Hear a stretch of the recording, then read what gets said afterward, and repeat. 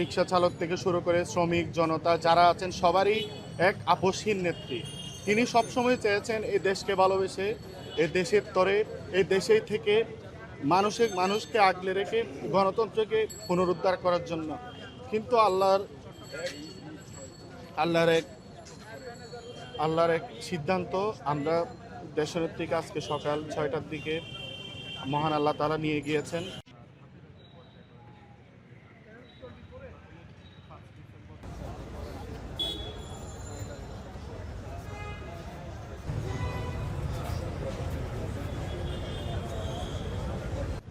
আমরা তার দেখানো পথে, আমরা যারা বিএনপির কর্মী আছি, আমরা যারা দল করি, দলমত নির্বিশেষে তার আদেশ নিয়ে যেন একটি সুন্দর গণতান্ত্রিক রাষ্ট্র যেন সমস্ত জাতিকে প্রতিষ্ঠিত করতে পারি, যার জন্য উনি জেল খেটেছেন, যার জন্য উনি দেশে রয়েছেন। শুধু একটাই চাওয়া ছিল, মানুষের মধ্যে যেন শান্তি শৃঙ্খলা বজায় থাকে, একটা গণতান্ত্রিক রাষ্ট্র যেন প্রতিষ্ঠিত হয়।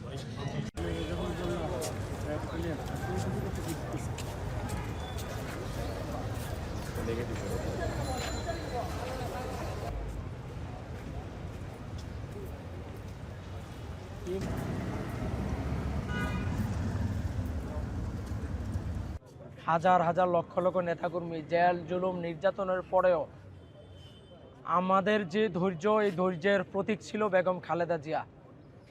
খালেদা জিয়া তিনি তার বিলাসবহুল জীবনযাপন করার সুযোগ থাকা সত্ত্বেও তিনি একটি গণতান্ত্রিক বাংলাদেশের স্বার্থে, দেশ ও মাটির স্বার্থে, মাটি ও মানুষের স্বার্থে তিনি নির্যাতন, নিপীড়ন, জেল জুলুম সহ্য করে গেছেন, তার জীবনকে উৎসর্গ করেছেন।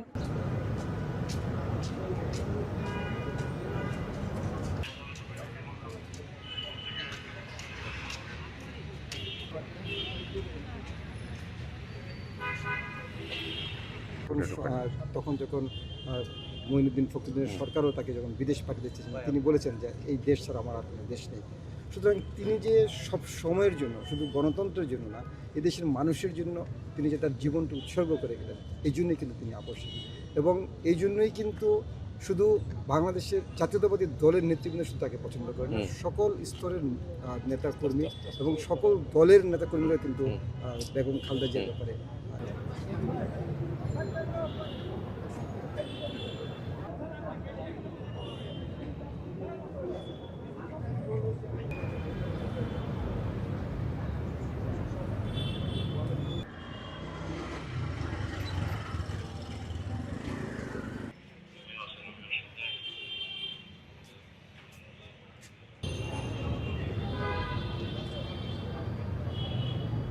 গণ অভ্যুত্থানে এই দেশকে স্বৈরাচার মুক্ত করেছি। আপসহীন নেত্রীর যে আপসহীন সংগ্রাম, সেই স্পৃহা ধারণ করে এবং দেশনায়ক তারেক রহমান আমাদেরকে দেশ গড়ার যে পরিকল্পনাগুলো হাতে নিয়েছে, তা আমরা সঠিকভাবে বাস্তবায়ন করে দেশনেত্রীকে যে একটি সুন্দর বাংলাদেশ উপহার দেওয়ার চেষ্টায় আমরা ছিলাম, তা আমরা তার হাতে অর্পণ করতে পারিনি। তার আগে উনি আমাদেরকে ছেড়ে চলে গেছে।